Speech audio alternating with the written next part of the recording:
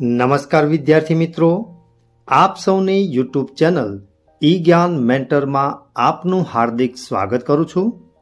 મિત્રો, આજે આપણે ધોરણ 6 અંગ્રેજી વિષયના યુનિટ 10 સ્કૂલ ઓફ સ્કિલ્સના રાઇટિંગ વિભાગની આજે આપણે આ વિડીયોમાં ચર્ચા કરવાના છીએ. વિડીયો શરૂ કરતા પહેલાં જો તમે ચેનલ પર નવા હો તો ચેનલને સબસ્ક્રાઈબ કરજો અને બાજુમાં રહેલ બેલ આઇકનને પ્રેસ કરજો કે જેથી કરીને મારા નવા આવનારા વિડીયોનું નોટિફિકેશન આપના સુધી પહોંચતું રહે. તો જોઈએ મિત્રો આજનો વિડીયો. અહીંયા વિદ્યાર્થી મિત્રો રાઇટિંગ વિભાગમાં આપણને સૂચના આપેલી છે, સ્ટડી ધ ન્યૂઝ આર્ટિકલ. એટલે કે અહીંયા એક સમાચાર પત્રનો એક આર્ટિકલ આપણને આપેલો છે, એનો આપણે અભ્યાસ કરવાનો છે. Flood destroys village, people need urgent help. પૂરના લીધે ગામડાનો વિનાશ થયો છે અને લોકોને તાત્કાલિક મદદની જરૂર છે. તો વિદ્યાર્થી મિત્રો, આપણે સૌ જાણીએ છીએ એ પ્રમાણે ચોમાસાની ઋતુમાં ખૂબ જ પ્રમાણમાં જો વરસાદ પડે તો એના લીધે પૂર આવે છે અને એનાથી ઘણી બધી તબાહી જોવા મળે છે. અહીંયા આર્ટિકલની શરૂઆત છે ઓગસ્ટ 27, 2024 ભક્તિનગર. અહીંયા આપણને તારીખ આપેલી છે August 27, 2024 Bhaktinagar. Yesterday there was a heavy flood in Bhaktinagar. ગઈકાલે ભક્તિનગરમાં ખૂબ જ જોરદાર પૂર આવ્યું હતું. Many people had to leave their homes. અને ઘણા બધા લોકોને પોતાના ઘર છોડવાની ફરજ પડી હતી. The flood occurred because it rained a lot for many days. અને આ પૂર આવવા પાછળનું કારણ એ હતું કે ઘણા બધા દિવસો સુધી પુષ્કળ પ્રમાણમાં વરસાદ પડ્યો હતો. The river was full and water entered into the village. આ વધુ પ્રમાણમાં વરસાદ પડવાના કારણે નદીઓમાં પુષ્કળ પાણી આવ્યું હતું અને એ પાણી છેવટે ગામડાઓમાં પ્રવેશ કર્યું હતું. Many houses were broken and the crops were ruined. ઘણા બધા ઘર જે હતા એ તૂટી ગયા હતા અને જેટલો પણ પાક હતો એનો પણ વિનાશ થઈ ગયો હતો. The people had no food or safe place to stay. અને આ જે ગામડાના જે લોકો હતા એમને ખાવાનું પણ મળતું નહોતું અને સુરક્ષિત જગ્યાએ તે રહી શકે એવું પણ બચ્યું હતું નહીં. Volunteers worked all day and night to save people and help them.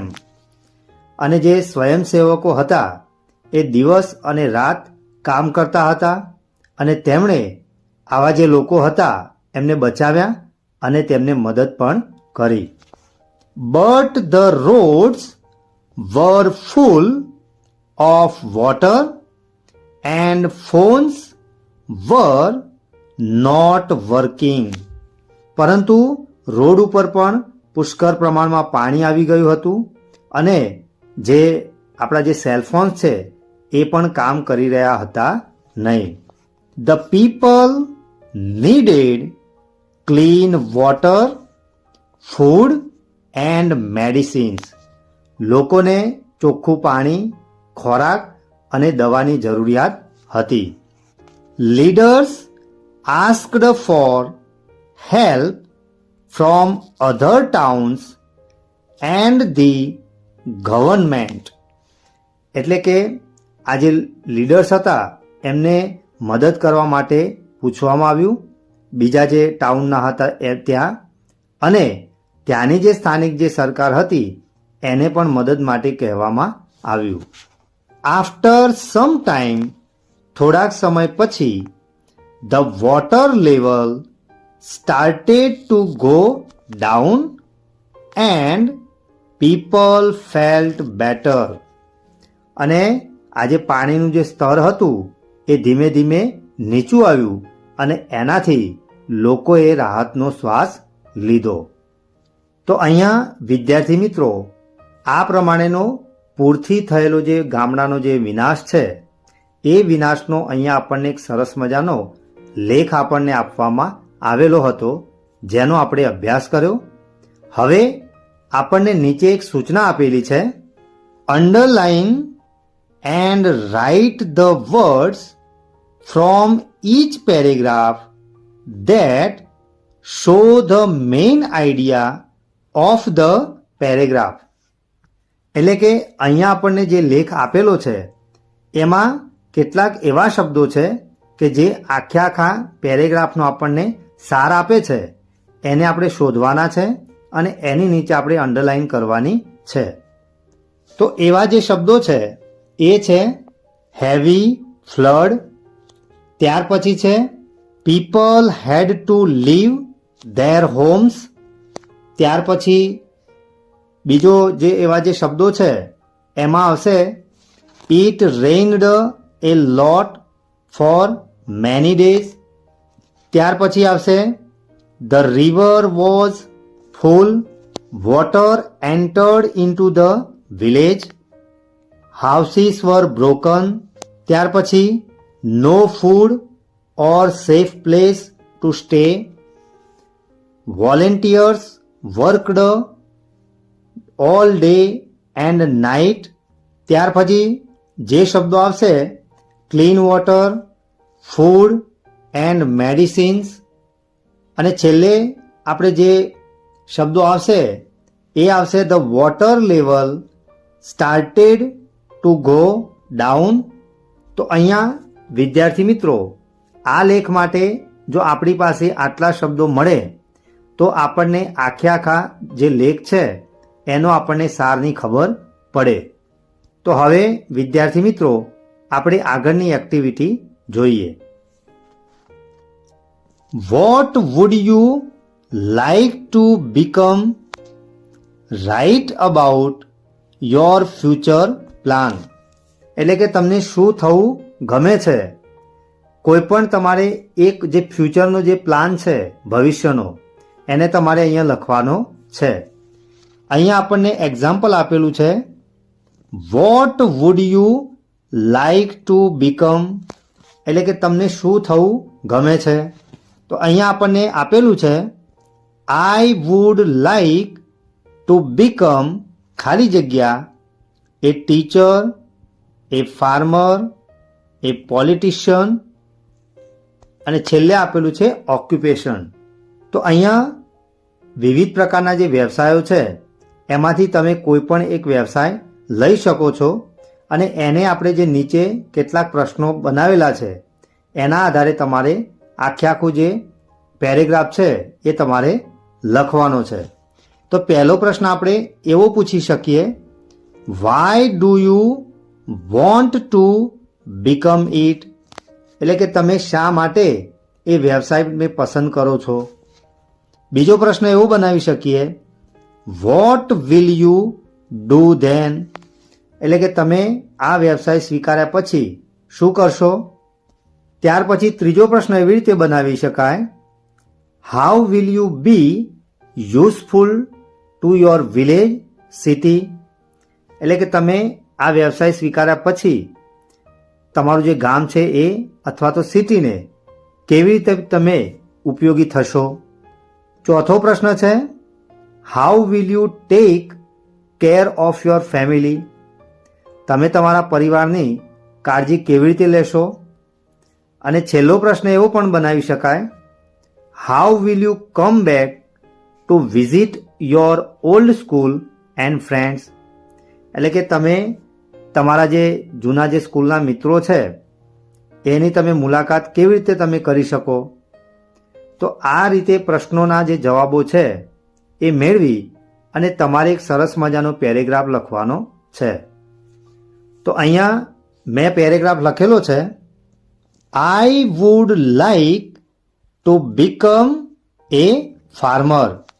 એટલે કે મને ખેડૂત થવું ગમે છે.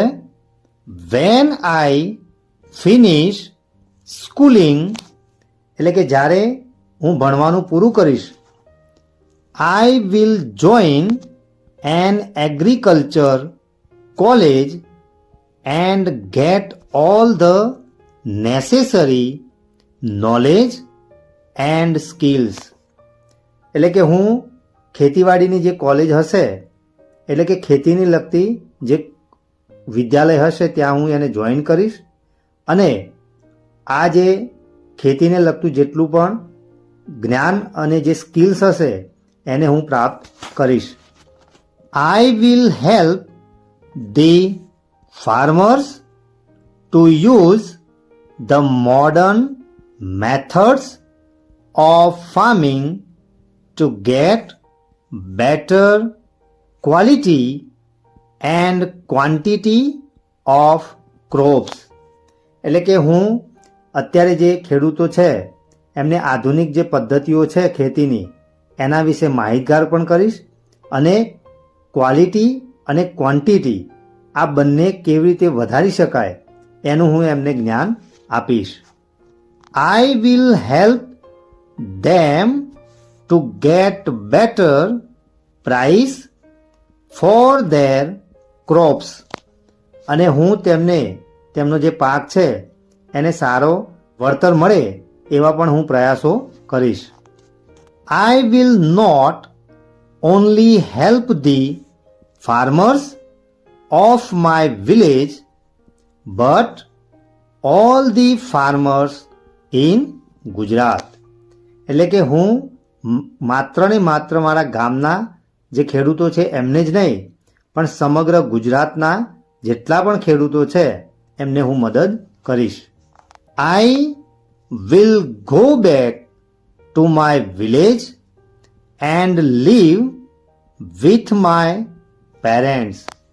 અને હું ફરી પાછો મારા ગામડે જઈશ અને મારા માતા પિતાની સાથે રહીશ. I am sure my school, my teachers and my friends will be proud of me. અને મને ચોક્કસ ખાતરી છે કે મારી શાળા, મારા શિક્ષકો અને મારા જે મિત્રો છે એમને મારા પર ખૂબ જ ગર્વ થશે. તો અહીંયા વિદ્યાર્થી મિત્રો મેં ઉદાહરણ સ્વરૂપે ખેડૂતનું અહીંયા ઉદાહરણ લીધેલું છે. તમે પણ બીજા જેટલા પણ વ્યવસાયો છે એમાંથી કોઈ પણ એક વ્યવસાય પસંદ કરી અને તમે અહીંયા સરસ મજાનો પેરેગ્રાફ લખી શકો છો. ત્યાર પછી નેક્સ્ટ જોઈએ, complete the story using the clues. અહીંયા આપણને કેટલાક ક્લૂઝ આપેલા છે એનો ઉપયોગ કરી અને તમારે આ વાર્તાને પૂર્ણ કરવાની છે. Mister Shekhchilli going on a road found a tire, started daydreaming, thinks of making a bicycle, will sell the bicycle, will earn money, will open a cycle store, will earn a lot of money, will open a bike showroom, will sell bikes, will become a millionaire, will earn more, will start a car company, will become a billionaire, will start an airline, will become the richest man, woke up, was a dream. તો અહીંયા વિદ્યાર્થી મિત્રો શેખચલ્લી નામના એક વ્યક્તિની એને એના સ્વપ્નમાં જે પણ પ્રકારના એને વિચારો આવે છે એના વિશેના ક્લૂઝ આપેલા છે. એના આધારે અહીંયા આપણને વાર્તા પણ આપેલી છે, પણ એ વાર્તાને આપણે વધુ આગળ લઈ જઈ અને એને આપણે પૂર્ણ કરવાની છે. હેલો ફ્રેન્ડ્સ, નમસ્તે મિત્રો. I am mister Shekhchilli. હું શ્રીમાન શેખચલ્લી છું. યસ્ટરડે, ગઈકાલે, I found a tyre on the road.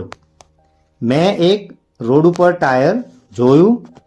I thought, મેં વિચાર્યું, this tyre will make me a very rich person. આ જે ટાયર છે એ મને ખૂબ જ ધનવાન વ્યક્તિ બનાવશે. Do you know how? શું તમે જાણો છો કેવી રીતે?